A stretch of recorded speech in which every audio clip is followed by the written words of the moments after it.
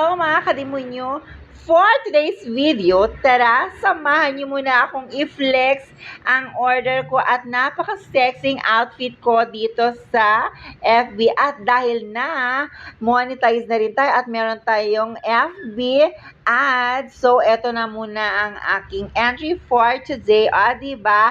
As you can see guys, napaka-perfect ng outfit dyan. So sa mga gusto dyan, mag-order na lamang kayo sa may TikTok ko shop. Diba? So pagkatapos ko nga ma-flex ang aking outfit dyan, eto na nga at lilinisan ko na rin ang aking kuko dahil nga nakakahiyang naglalakad ako sa labas at nakachinelas na ang pangit-pangit na ng aking paa at bukod doon nakakahiya rin sa aking customer dahil nga ako ay naglilinis din ng kuko. Siyempre, bilang isang naglilinis ng kuko, kailangan din natin linisan ang ating sarili dahil nga dito makikita kung gaano kakalinis.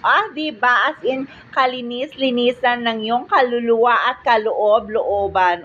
Diba? So, nag-start na nga akong maglinis dyan. So, ang aking palang pipiliin na color mamaya dyan ay ipapakita ko sa inyo. So, sabi ko nga, maraming salamat sa lahat ng sumusuporta sa akin sa Facebook, sa mga hindi ko kakilala, at sa mga bago kong followers.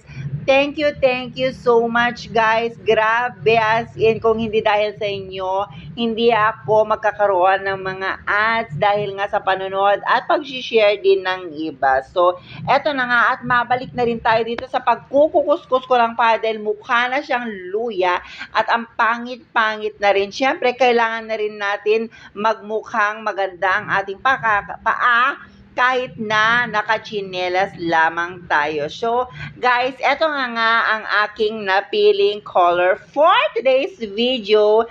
Ipapakita ko na sa inyo at i-reveal ko na.